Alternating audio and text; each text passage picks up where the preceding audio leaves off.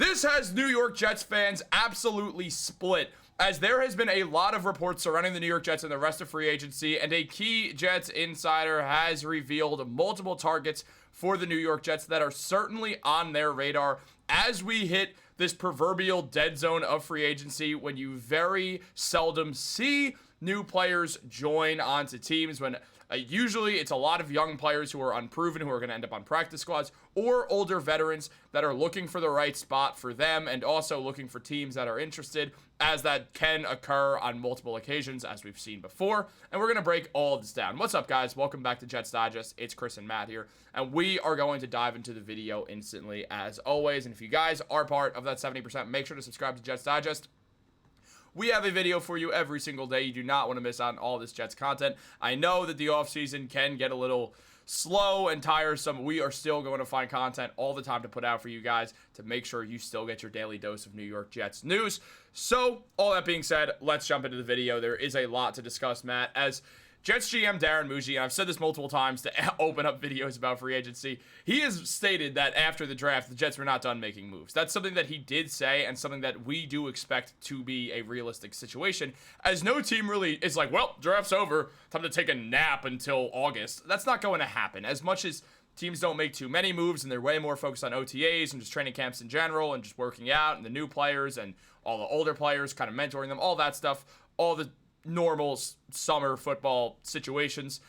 We also know that teams are going to be on the prowl for talent, because if you're not, you're just absolutely insane. The Jet Scouts are still going to be doing work. Darren Mougey is still going to be very aware of who's available in free agency, and there are some key names available in free agency left over. Now, Connor Hughes recently broke down a bunch of the different free agents that the Jets could be interested in, kind of based off positions, and here's what he had to say. He said, the Jets can certainly make a splash with $22 million in cap space. That's more than enough to add a player and keep enough in the cachet to cover players signed to replace those who land on the injured reserve. Receiver is a need opposite Garrett Wilson, but the Jets don't seem overly inclined to address that spot now. They have veterans Tyler Johnson and Josh Reynolds, drafted Aaron Smith, and restructured Allen Lazard's contract. It would be a little surprising if they added a notable name such as Amari Cooper or Keenan Allen into the mix. Now, Matt, we've talked about this a bit. Neither of us would really mind if they added one of these guys, but as of right now, we see Tyler Johnson, who is on the team. Last season in 15 games, he had 26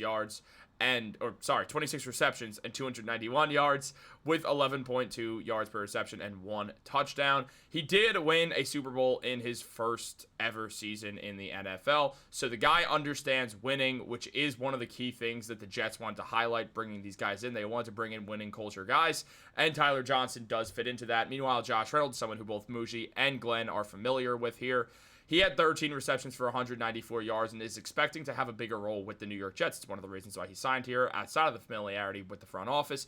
He had a touchdown last season. Look, he played for the Lions most notably and did have a good run there, but did deal with some injury problems that kind of set him back all the way back in the days of the Denver Broncos and such, where Reynolds would eventually come back from playing for the Lions. Also spent like 5 minutes in Jacksonville as well. But with both these guys, they are guys who are depth pieces for sure, and someone that Glenn is going to look at more on these slower areas or kind of lesser areas as of right now. But it is interesting to note that you do have two veterans who objectively might not be high enough level to really get a lot of burn, while you do have free agents available, Matt.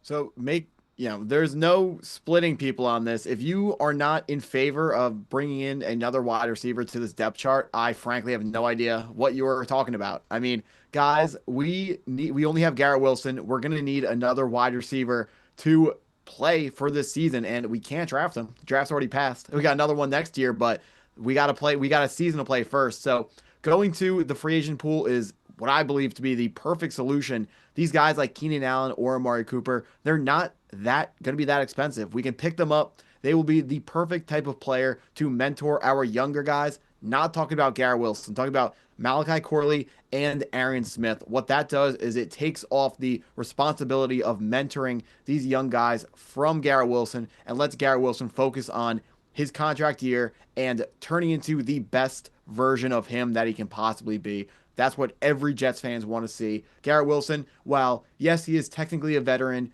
he doesn't have winning experience in the NFL. He also doesn't have a ton of years of experience overall. So these guys like Keenan Allen or Amari Cooper, both been in the league for over a decade. They're both guys who have seen very good seasons and very bad seasons. They've had all types of ranges of outcomes with their season, whether it's Pro Bowl seasons or whether it is injuries in very early on in the season that has absolutely derailed them. They have seen everything happen. So no matter what happens to our younger rookie and second year wide receivers, they can talk to them and tell them how to overcome these difficulties, how to become the best version of themselves that they possibly can, which is all we're asking for from our guys. We can't ask Malachi Corley to be an amazing route runner. That's just not the type of guy that he is. We can't ask Arian Smith to turn into a guy who catches everything.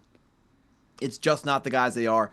All we can ask them to do is play their role to the highest level, to the best of their abilities. We just got to get the absolute most that we can get out of these day 2 and day 3 draft picks, something that wasn't done in the last regime under Joe Douglas. I don't have to go over the list in every single video, but we know the list. Denzel Mims, just Malachi Corley probably is going to end up on that list of bust wide receivers on day 2 and day 3 from Joe Douglas, unfortunately, but his story is not written in stone just yet. He still has time to pull this back. Whoever that wide receiver 2 is going to be for the New York Jets, we need that figured out because I have no faith in Tyler Johnson and Josh Reynolds.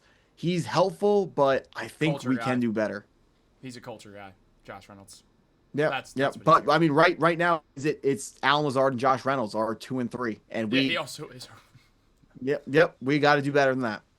Well, guys, now that I'm done cutting Matt off 65 times, so on the show First Take, it's often mentioned that they kind of agree to do topics that they'll disagree on. Unfortunately, it's bad television when you agree on something. Well, Matt, I agreed with just everything you said there. I do think that they need to go after someone, whether it's just picking up a young guy that you have hope in or actually bringing someone who can give you stability. It would be super helpful for this New York Jets team. The wide receiving core is just not good enough right now. There's no way around it. We could pretend that, well, maybe Arian Smith is going to instantly be a wide receiver too. Yes, it's possible. It is feasibly possible that happens.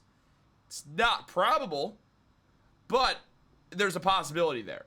There's no possibility of Alan Lazard, Josh Reynolds, or Tyler Johnson being a legit wide receiver too, randomly 4 to 5 years into their career. What's up? Oh, 0. Oh, just 0% chance. Yep. Yeah, no, absolutely. And I was like, what? I was like, do you have something to say? But no, Matt, you're not allowed to talk.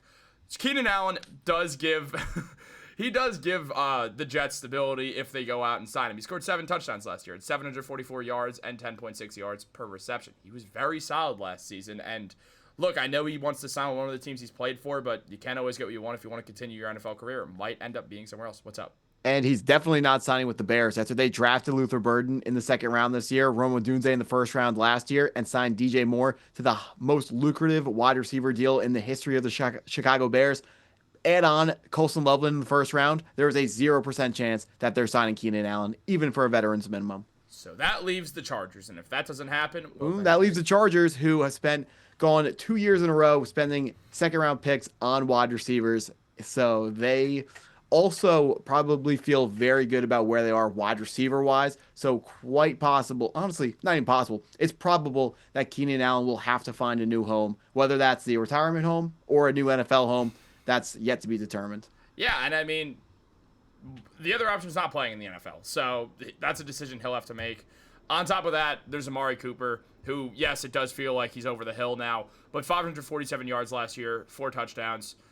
Split time between the Bills and the Browns. Solid player for sure. Again, gives the Jets stability. Definitely would be the second best wide receiver in the room, so he does get a chance to perform. And Matt, before we get into the other position that we do have some info on, very quickly, there's some reasoning here. Let's say the Jets season goes kind of the way that the last couple Jets seasons have went. Going the way that Vegas is projecting that it goes. Except Vegas... we are idiots for saying that Vegas might know something. Yep. You project it. Yeah, because Vegas is always wrong. Vegas sucks at their job, straight up. Yeah, they're so bad. It's why casinos lose money. Yeah, do you see how sad those casinos are? The smallest places, run down. Yeah. They're so poor they have to give away free drinks to everyone who walks in. Yeah, they give away free drinks so people stay because they want the people to make more money. But but as we know, Vegas is obviously terrible and they expect the Jets to be bad. So let's say they're right for the first time and the Jets are poor at this season. there's a world where you sign a Keenan Allen, you sign an Amari Cooper. Sorry, my brain broke. I was laughing at the Vegas thing. And you look at these two guys, there's a world where you could trade them for something. It's not going to be something good, but at the deadline, if teams are like, well, we desperately need a wide receiver, this could be an option for us. You can, if they have good seasons, you could net like a 6th round pick for them. And that's, you end up signing Keenan Allen for a 1-year deal. You dump him off to a team that's good and trying to make a Super Bowl push, and it costs you a 6th, maybe a 5th round pick if you want to give like a 7th as well or something. It's so worth it. That is so worth it because you just get more draft capital. That's absolutely a good idea. It's something I wasn't thinking about at all. Absolutely agree with that. Had a good idea. Let's go. Matt approved. But on top of that, there is another position that the Jets also are looking at that does feel more likely in regards to signing someone. Now, that is, as Connor Hughes mentioned, safety. As safety could be a spot for the Jets, though.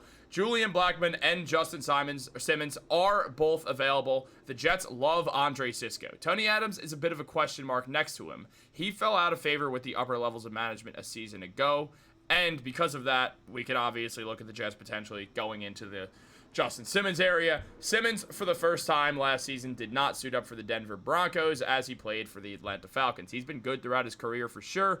Broncos let him go when he hit age 30 last season. Not his best year by any means. Still had 2 interceptions. Was a solid player. He's excellent at getting interceptions. And has just, again, he's been good. He's better than Tony Adams. He's a free safety. We have our strong safety in Cisco. I'd love this move, personally. Again, you could dump him off, too, if you have to, for late draft capital if it doesn't work.